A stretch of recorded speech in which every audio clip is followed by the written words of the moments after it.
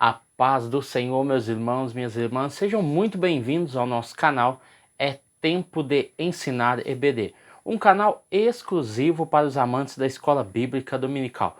Você já me conhece, eu sou Adriano Ricobelo, sou presbítero da Assembleia de Deus aqui da cidade de Franca, interior de São Paulo. Também sou professor da Escola Bíblica Dominical, ministro aulas também no CAPED, que é o Centro de Aperfeiçoamento de Professores da Escola Dominical. E hoje nós estamos aqui para mais uma aula muito importante, uma aula que tem um conteúdo bastante relevante para os nossos dias. O tema em geral já é em si um tema muito proveitoso e que nos trará grandes lições, ok?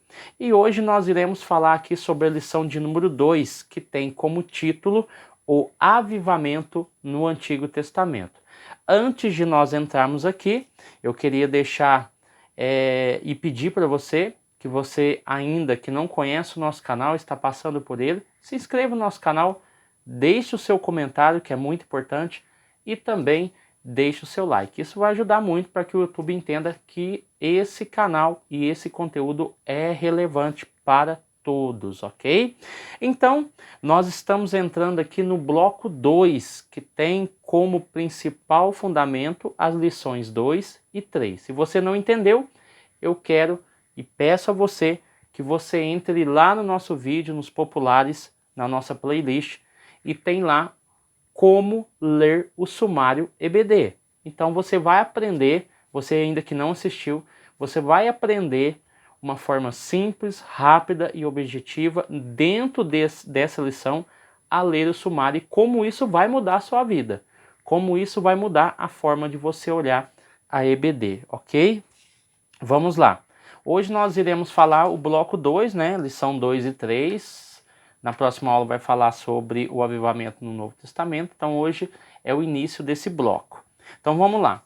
O texto áureo vai dizer o seguinte. Êxodo capítulo 34, versículo 10, a parte A. Então disse, eis que eu faço um concerto. Ponto-chave, palavra-chave, concerto. Estamos falando de avivamento.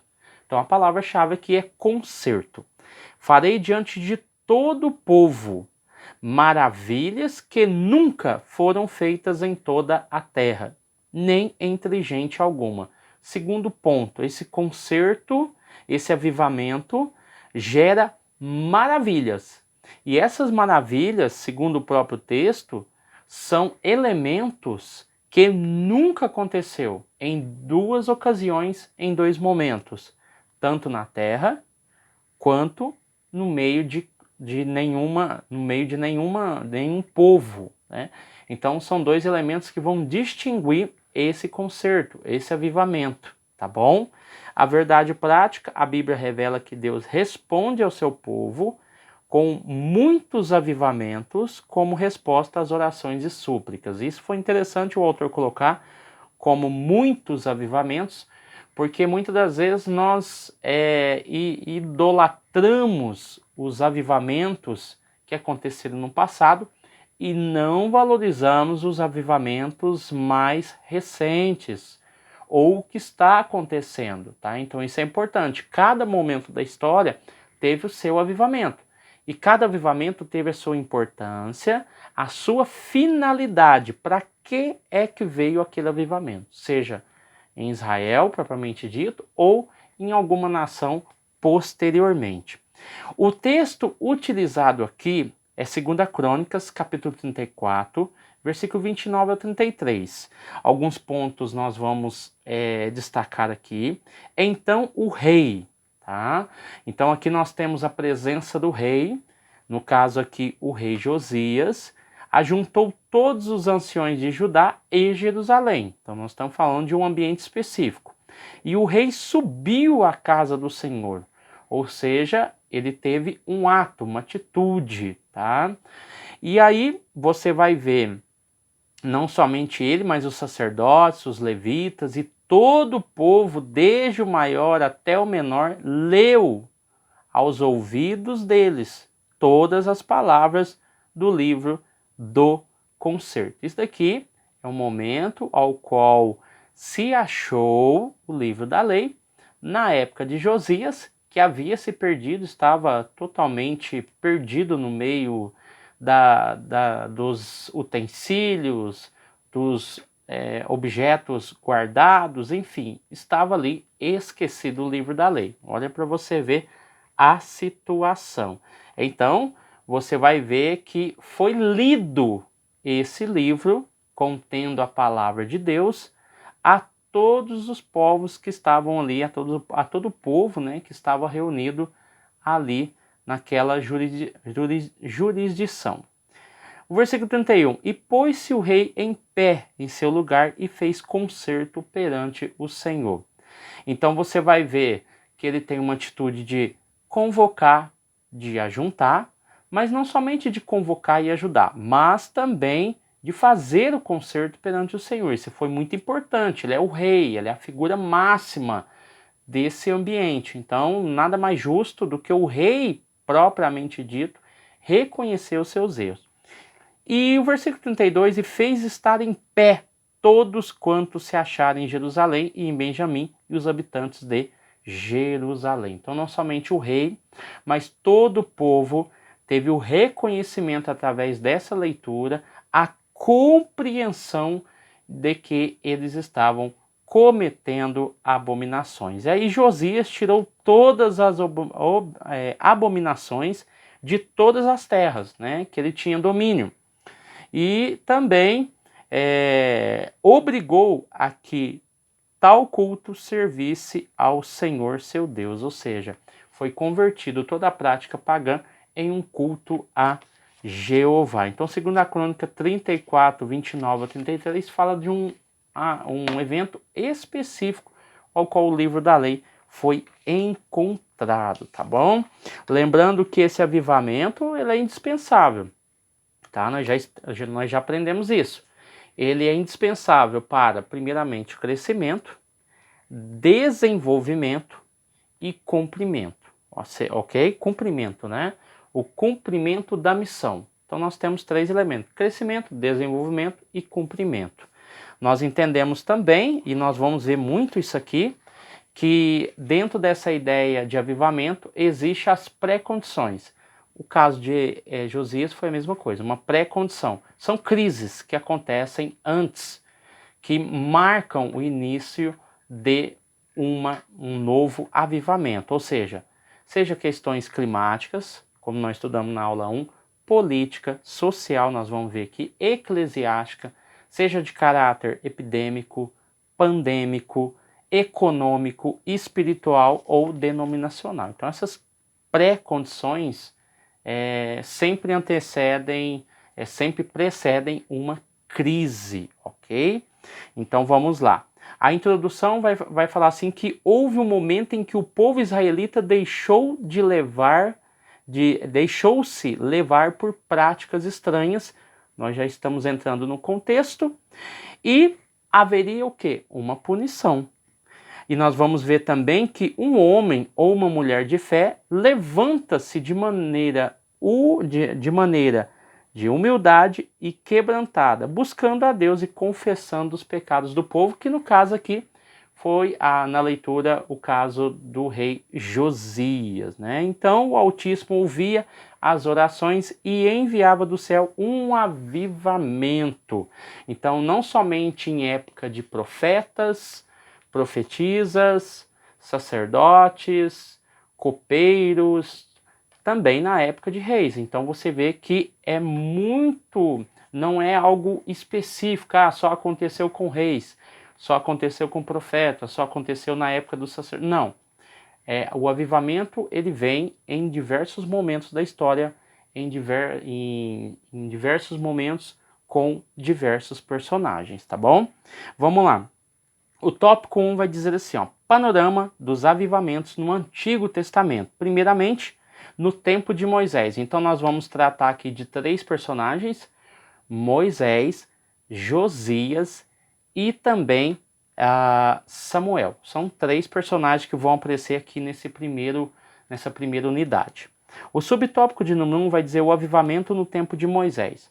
Moisés foi divinamente chamado no Monte Horebe e viu uma sarça que queimava. É a experiência espiritual que ele teve no momento do seu chamado.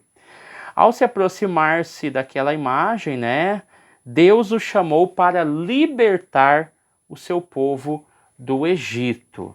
Por intermédio de Moisés, o soberano exerceu juízo contra o Egito e a favor do povo hebreu, tá bom? Sobre Faraó, de maneira poderosa, enviando 10 pragas. Então esse juízo foi exercido para trazer o equilíbrio, ok?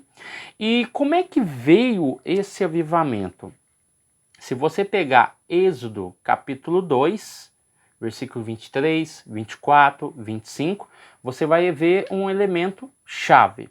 A Bíblia vai dizer que os israelitas gemiam e rogavam por socorro, tá? E eles clamaram ao Senhor, e o Senhor ouviu as suas orações, as suas súplicas, e algumas traduções vai dizer que Deus desceu para libertar o seu povo.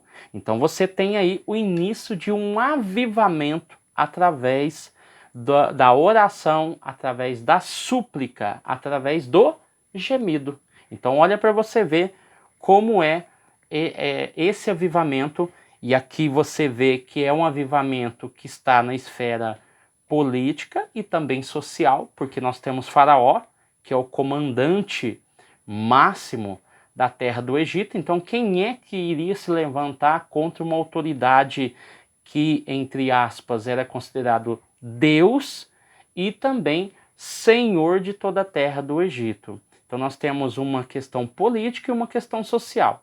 Essa questão social está ligada ao povo. O povo entra convidado e se torna escravo. Então isso se torna um problema, porque eles começam a ser escravizados e obrigados a trabalhar de forma ao qual eles sofrem e morrem por causa daquela condição, ok? O subtópico de número 2 vai falar sobre o avivamento no tempo de Samuel. Então aqui nós mudamos já o espaço-tempo e já vamos lá para Samuel. Deus usou o profeta Samuel para denunciar, palavra-chave aqui, denunciar o quê? A apostasia, o desprezo, o quanto o povo era rebelde. Então você vai ver em 1 Samuel, que o texto vai nos mostrar aqui, 1 Samuel capítulo 3, do 13 ao 14, vai falar que Deus julgou a casa de Eli, tá? Eli era o profeta da época, né, anterior a Samuel. Então você vai ver que da mesma forma como Deus julgou Faraó e a terra do Egito e julgou a favor dos hebreus e contra os egípcios, aqui Deus deixa bem claro que é Deus quem vai julgar a casa de Eli.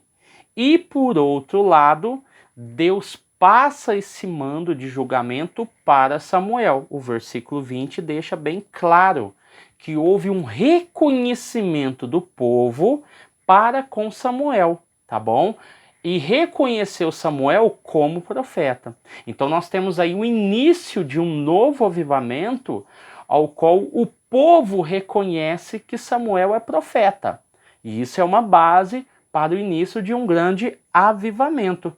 Então, uma guerra contra os filisteus vai acontecer, e o resultado dessa guerra no período de Samuel vai resultar em que a arca seria tomada, os filhos de Eli, né, que eram sacerdotes, foram mortos, e o próprio sumo sacerdote Eli também morreu, quando os irmãos já sabem da história, quando ele recebe a notícia, ele cai para trás. E a Bíblia ainda deixa um ponto de que por causa do peso dele, por causa talvez do susto, ele se desequilibra e cai e morre. Então foi nesse contexto de muita turbulência, e ao qual também a maldade do povo rebelde, a apostasia, o desprezo, e ainda vem uma guerra local e civil, você vai ver que é nesse contexto que Samuel exorta os israelitas ao arrependimento. Então você vai ver aí uma pré-condição, 3 crises acontecendo, né? Que é a arca tomada, os filhos de Eli sendo mortos e o próprio Eli também, e ainda uma quarta tragédia que é a própria guerra, que causa todo esse reboliço dentro da nação de Israel.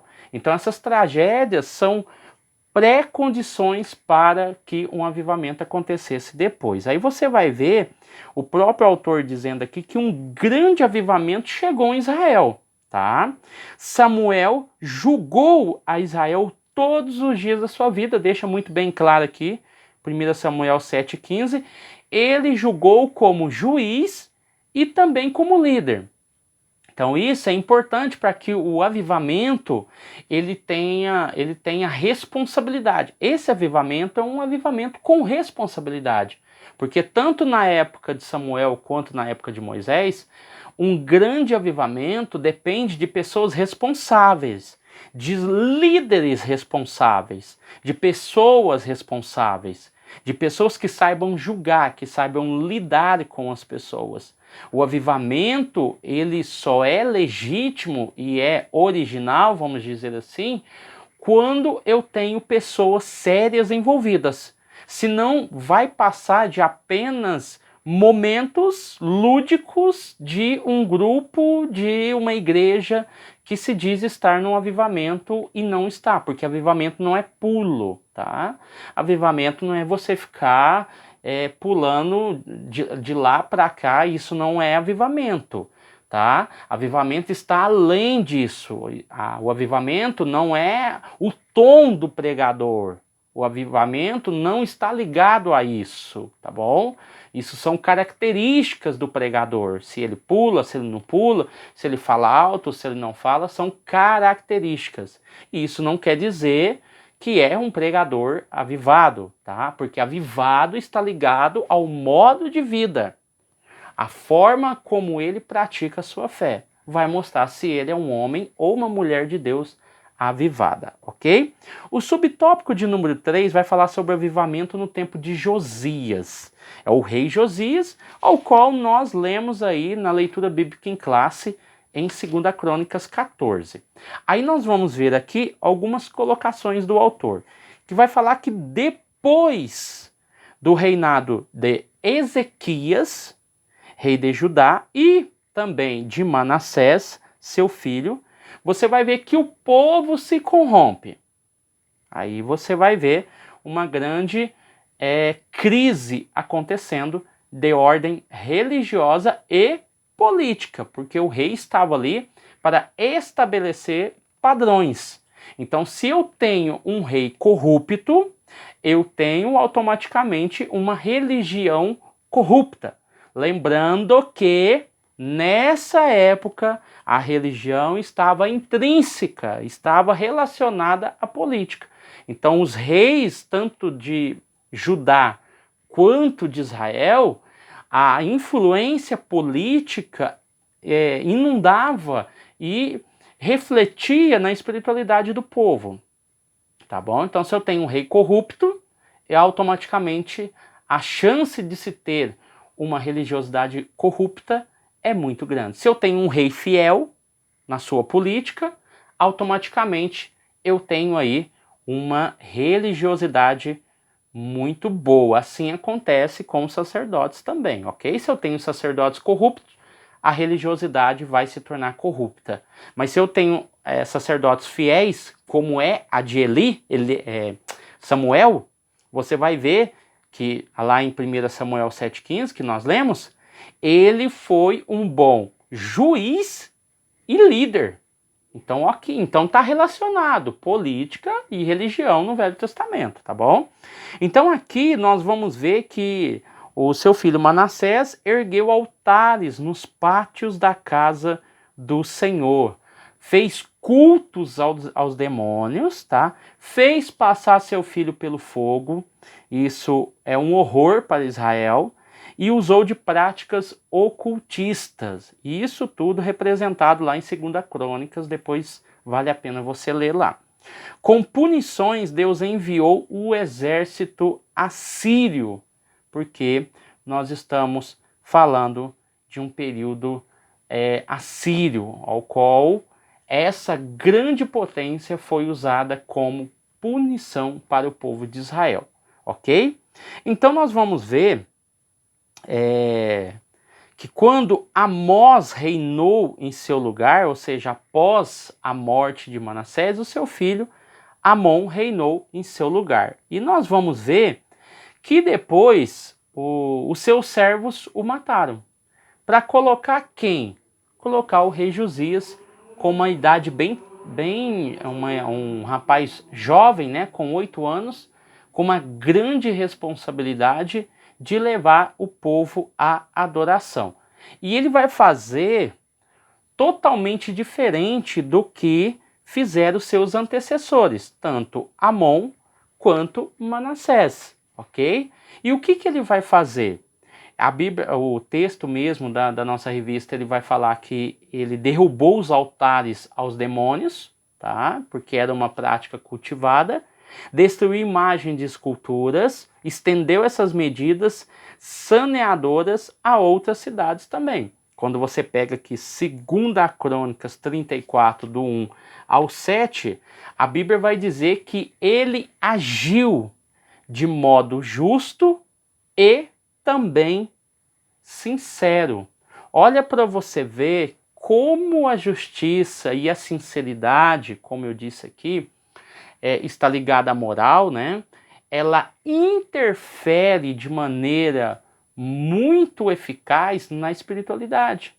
E como a espiritualidade sadia interfere de maneira exaustiva na nossa moral e na nossa ética. Então isso se complementa de tal forma que eu não consigo desassociar a minha espiritualidade da minha ética e da minha moral, porque elas estão intrínsecas, tá? Elas estão reunidas, elas estão ligadas.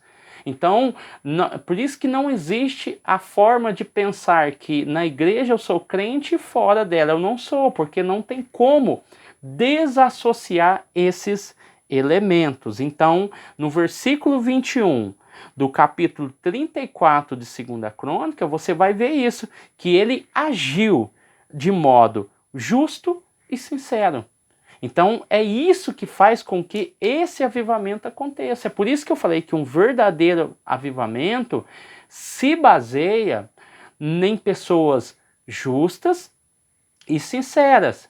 É isso, um povo sincero, um povo justo, um povo que reconhece os seus erros. É por isso que aconteceu durante a história do Velho Testamento, que nós estamos tratando do Velho, de quando a pessoa se humilhava. Lembra do texto que nós estudamos na aula passada? Se o meu povo, que se chama pelo meu nome, se humilhar, buscar a minha face, se arrepender dos seus maus caminhos, então eu estou falando de justiça e eu estou falando de sinceridade. Aí sim eu consigo entender que há um avivamento naquela pessoa, naquele povo, naquela igreja, naquela sociedade, ok? Então as crises nos ajudam a entender melhor o que somos e o que fazemos, ok? Como agir. Então você vai ver aqui que quando o livro foi achado, né?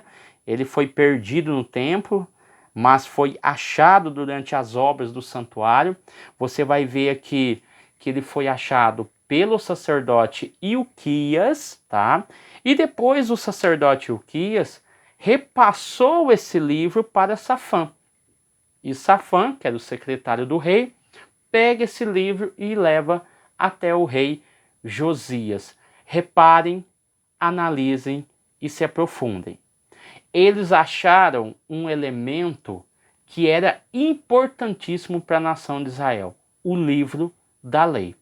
E quem achou? Ilquias, que no caso aqui era o sacerdote. Em vez dele querer a fama para ele, querer o crédito para ele, olha para você ver como nasce um coração justo e sincero e como isso leva a verdadeiros avivamentos.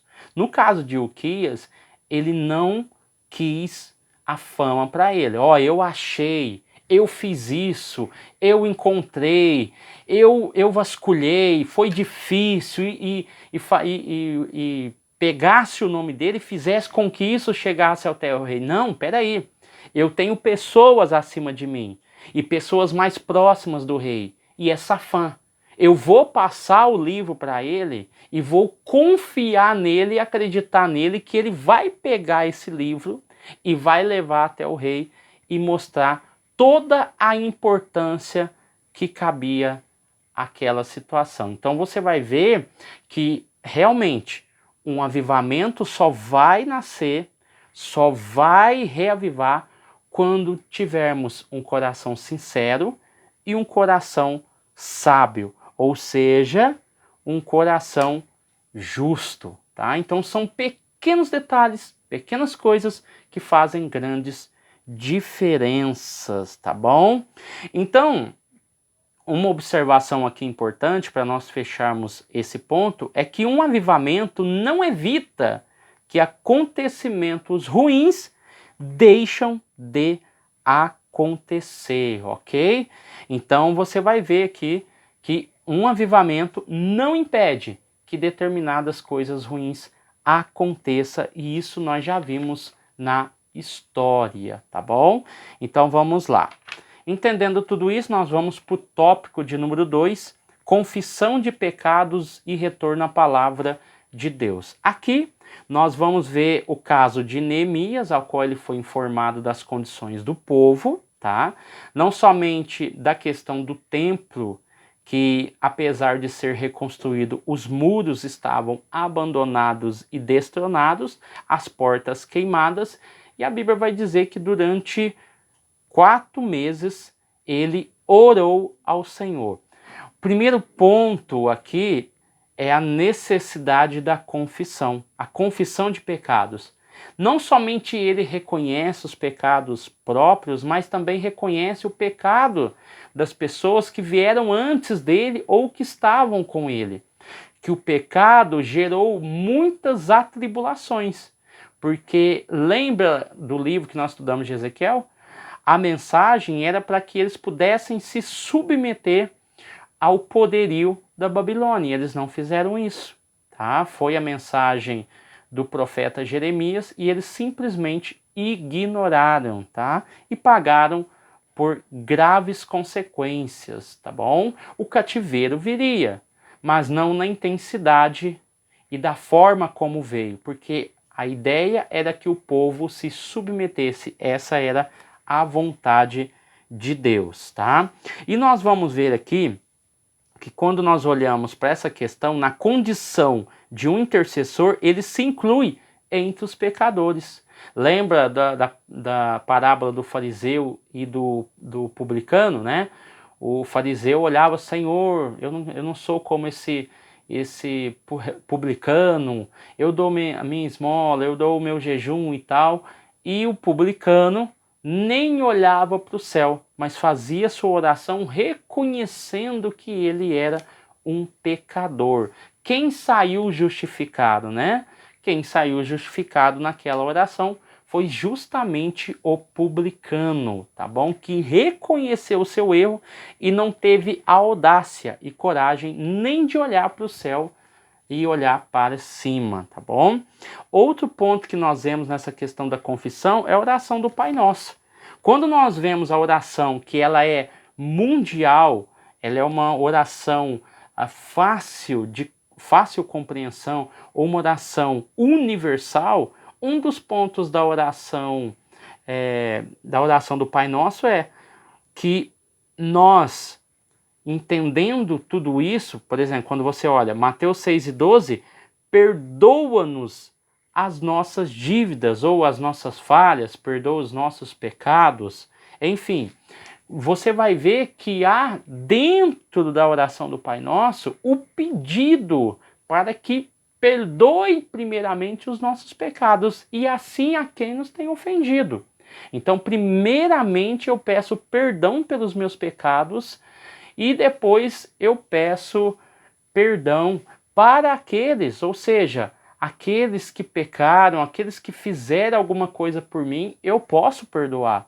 tá? Então isso é importante para a oração, aliás, a oração do Pai Nosso, porque coloca todos em uma mesma posição. A oração do Pai Nosso faz isso, nos coloca em uma mesma posição, tá bom? Vamos lá. O subtópico de número 3 vai falar que o avivamento pelo ensino. Neemias mandou que fosse lida a palavra de modo didático, que fosse compreensível ao povo, de maneira pausada, e o povo conseguisse entender.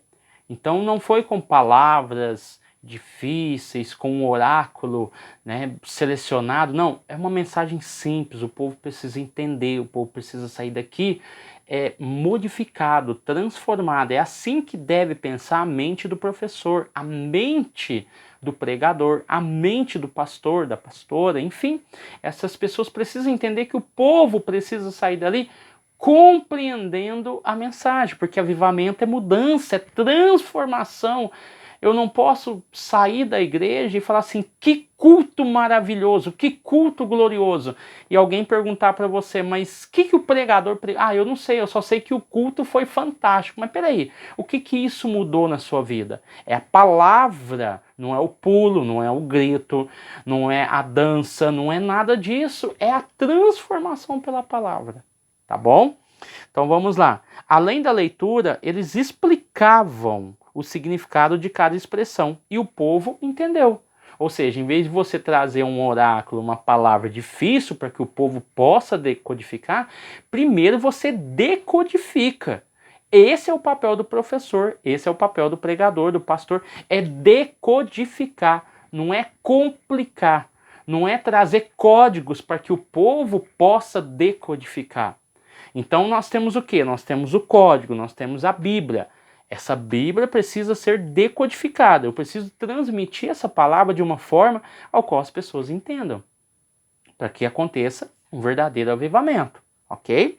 Então vamos lá. Ali na praça principal, diante da Porta das Águas, iniciou-se um poderoso avivamento na história de Jerusalém pós-exílio, ok? Então o povo se reuniu, o povo pediu o livro para que pudesse ser lido, homens, mulheres, crianças, todos que pudessem entender a fala.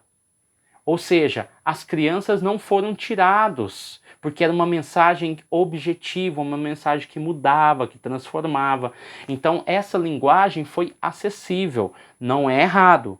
Mas tem cultos, principalmente na minha igreja, que nós pegamos as crianças, levamos para uma sala no culto de domingo e lá é ensinado lições bíblicas, ensinado algumas coisas de liturgia de culto dentro da linguagem delas. Isso é interessante, é válido, isso é importante, toda a igreja deveria ter, em vez de deixar as crianças assistindo desenho em momento de culto, ok? Então isso está certo.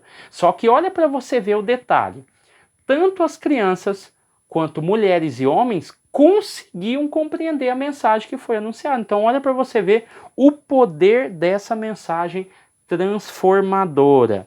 Então você vai ver aqui Esdras, né, em uma plataforma ensinando o povo, tá? E existia homens que estavam à sua direita e à sua esquerda, né? Pessoas que estavam auxiliando ali e aprendendo também, ok? O tópico de número 3, o avivamento é a palavra de Deus corrige. Então, no Novo Testamento, há um padrão de culto e de culto a Deus, de decência e ordem. Então, esse padrão nós começamos a ver no Novo Testamento. A próxima lição vai falar do avivamento no Novo Testamento, então aqui ele está dando uma prévia.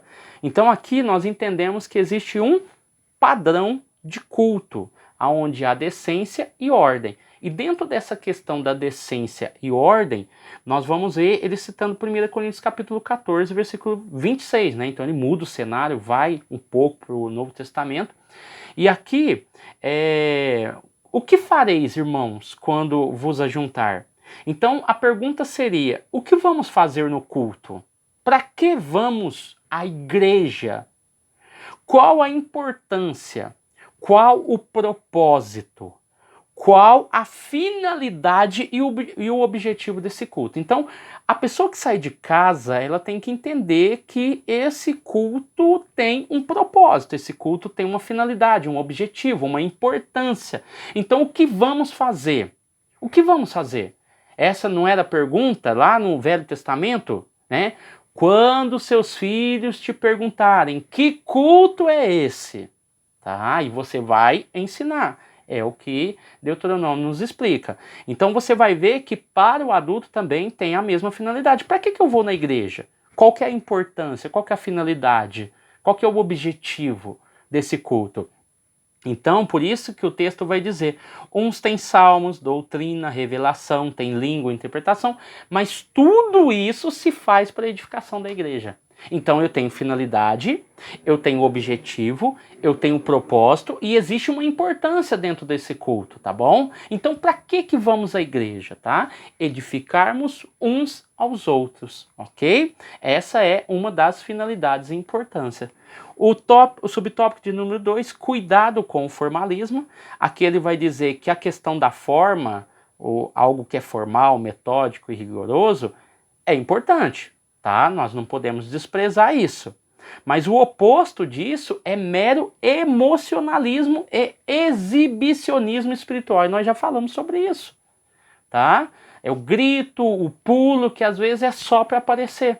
Já viu em alguns flashes de Facebook, né? Quando aquele pregador ou aquela pregadora coloca lá, ele só coloca a parte que ele está gritando, ele só coloca a parte em que ele fala palavras de efeito, e a gente fica ali sem entender qual foi o propósito, e às vezes a gente nem entende de forma audível o que é que ele quis dizer ali, qual que era o objetivo daquilo ali. Então se coloca frases de efeitos, momentos, gritos, para tentar chamar a nossa atenção, e não aquela palavra sábia, objetiva, aquela palavra didática, que quando a pessoa olha e fala assim, esse cara é inteligente, esse cara aí é interessante de se ouvir, esse cara é inteligente, esse daí tem unção. Então a forma como nós vamos interpretar, ela é importante. E não assim, mas o que ele está arrumando ali? Que gritaria que é essa e não sei o que? Eu sou pentecostal, irmão, então eu posso falar de nós mesmos, tá bom? Então vamos lá. Então nós vamos ver que dentro dessa questão do formalismo, nós vamos ver o cuidado, o zelo e a necessidade espiritual da igreja sobrepõe ao formalismo, tá bom? Então a questão dos dons, a liberdade da igreja em buscar dons, a buscar o fruto do Espírito, ou seja, essa liberdade, né, falado muito em Gálatas, aqueles fariseus, né, cristãos que se converteram ao cristianismo, né, queriam tirar a liberdade do povo, né, de cultuar, de adorar a Deus. Não, peraí, a nossa liberdade hoje é isso, é buscar, é ter liberdade, não ser reprimido em buscar o Espírito Santo, e não ser reprimido em buscar os dons espirituais, o fruto do Espírito que tanto alimenta o nosso corpo e o nosso espírito. Então é assim, avivamento é isso, em todas as épocas, tá bom? E hoje nós tratamos aqui sobre o Velho Testamento, ok? Então nós ficamos por aqui com mais uma aula, lição de número 2. A próxima aula será a lição de número 3, fechando esse bloco entre Velho e Novo Testamento. Então ficamos aqui mais uma vez com mais uma belíssima aula, com uma reflexão bastante importante para o nosso conhecimento, e eu espero que você tenha gostado desse vídeo, amém? Deus abençoe você, sua casa e sua família, e ficamos aqui até o próximo vídeo, se Jesus nos permitir, amém? Deus abençoe a todos e uma ótima semana.